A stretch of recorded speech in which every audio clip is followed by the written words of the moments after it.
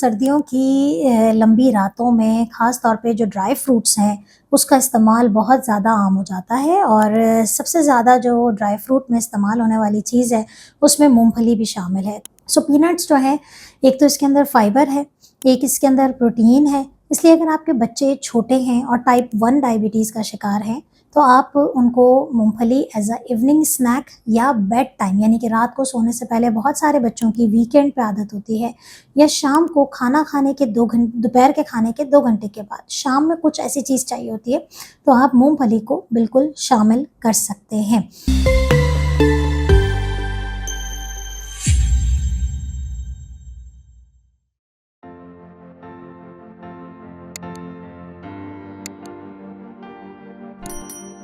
रब इश्रह ली सदरी वयस्सिर ली अमरी वहलुल उक़दतम मिन लिसानी यफ़क़हू क़ौली। अस्सलाम वालेकुम, doctor Sania Bashir here, consultant diabetologist and C of diabetes टेलीकेयर।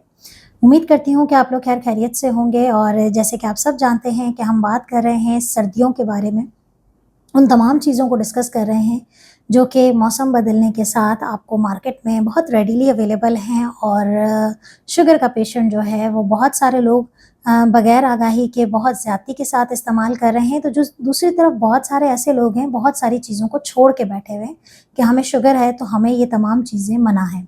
तो आज हम वीडियो में डिस्कस करेंगे सर्दी की एक अहम सौगात, ड्राई फ्रूट की जान। जी हाँ, हम बात करेंगे मूँगफली के हवाले से कि शुगर के मरीज़ जो हैं वो मूँगफली का इस्तेमाल कर सकते हैं या नहीं?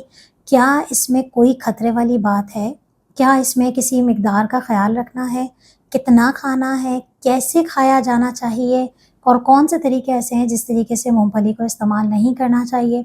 किन लोगों को इस्तेमाल करना चाहिए और किन लोगों को नहीं? तो इस वीडियो को अंत तक ज़रूर देखिएगा और मुझे बताइएगा कि मूँगफली सर्दियों के मौसम में किस-किस का फ़ेवरेट स्नैक है? जी हाँ, सर्दियों की लंबी रातों में ख़ास तौर पे जो ड्राई फ्रूट्स हैं, उसका इस्तेमाल बहुत ज़्यादा आम हो जाता है और सबसे ज़्यादा जो ड्राई फ्रूट में इस्तेमाल होने वाली चीज़ है, उसमें मूँगफली भी शामिल है। तो मूँगफली बेसिकली ज़ाहिर है इसके बहुत सारे फ़ायदे हैं। क्यों? क्योंकि ज़ाहिर है ये अल्लाह ताला की नेमत है तो इसके अंदर बहुत सारी चीज़ें हैं, लेकिन हम पर्टिकुलरली अगर हेल्थ बेनिफिट्स की बात करते हैं, शुगर के पेशेंट्स की बात करते हैं, तो मूँगफली जो है वो एक प्रोटीन का बहुत अच्छा सोर्स है।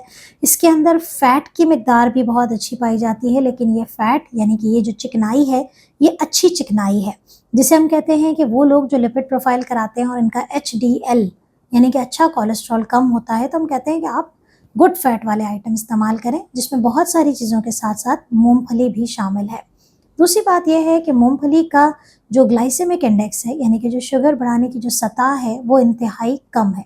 इसलिए डायबिटिक पेशेंट्स मूँगफली को इस्तेमाल कर सकते हैं, लेकिन मिक़दार का तयन करना बहुत ज़रूरी है। कितना खाया जा सकता है, वो हम बाद में बात करते हैं। सो पीनट्स जो हैं, एक तो इसके अंदर फाइबर है, एक इसके अंदर प्रोटीन है, इसलिए अगर आपके बच्चे छोटे हैं और टाइप 1 डायबिटीज़ का शिकार हैं, तो आप उनको मूँगफली एज़ अ इवनिंग स्नैक या बेड टाइम यानी कि रात को सोने से पहले बहुत सारे बच्चों की वीकेंड पे आदत होती है या शाम को खाना खाने के 2 दोपहर के खाने के 2 घंटे के बाद शाम में कुछ ऐसी चीज़ चाहिए होती है, तो आप मूँगफली को बिल्कुल शामिल कर सकते हैं। तो मूँगफली जो है, लेकिन एक चीज़ जो मूँगफली की जो बुरी बात है वो ये है कि वो इसके अंदर कैलोरीज़ बहुत ज़्यादा होती हैं। कितनी होती हैं और कैलोरी ज़्यादा से क्या मुराद है? अमूमी तौर पे जो इसका एक सर्विंग साइज़ है, यानी कि मूँगफली एक वक़्त में कितनी खानी चाहिए, वो तकरीबन होता है कि एक छोटी मुट्ठी भर के, जिसे हम कहते हैं हैंडफुल ऑफ द नट।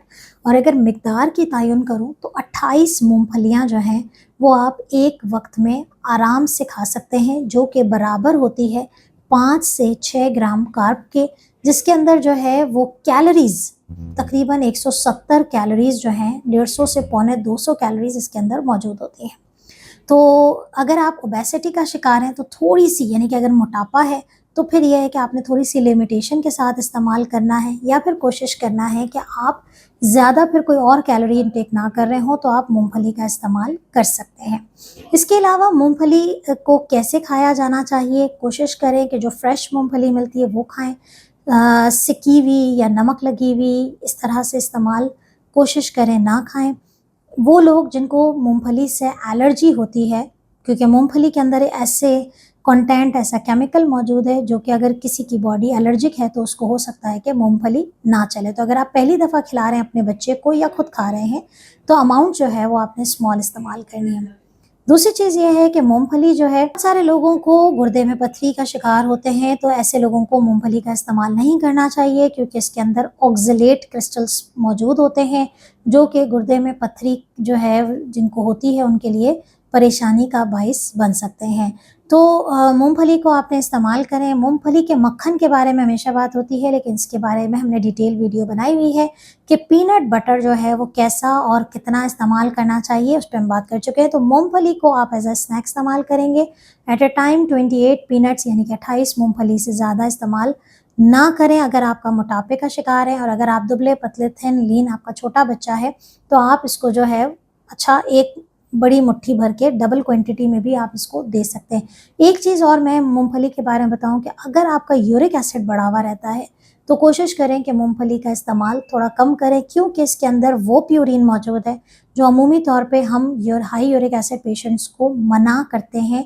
जैसे हम रेड मीट मना करते हैं, बड़े का गोश्त मना करते हैं, तो उसके अंदर थोड़ी अमाउंट, नॉट स्ट्रिक्टली प्रोहिबिटेड, सख्ती से मना नहीं है, लेकिन आप अगर यूरिक एसिड और ख़ास तौर पे अगर आपके जोड़ों में तकलीफ़ है यूरिक एसिड की वजह से, तो कोशिश करें कि मूँगफली का इस्तेमाल थोड़ा कम करें। उम्मीद करती हूँ कि ये वीडियो आपके लिए कारआमद साबित होगी, और मुझे ये भी बताइएगा कि पाकिस्तान के अलावा जो दूसरे मुल्कों, दूसरे शहरों से हमें सुन रहे हैं, क्या वो भी मूँगफली को इसी तरीके से एन्जॉय करते हैं जो जिस तरीके से हम पाकिस्तान में रहते हुए एन्जॉय करते हैं? आपके कमेंट, आपके फीडबैक का इंतज़ार रहेगा। अपना बहुत ख़्याल रखिएगा, दुआ में याद रखिएगा। अल्लाह हाफ़िज़।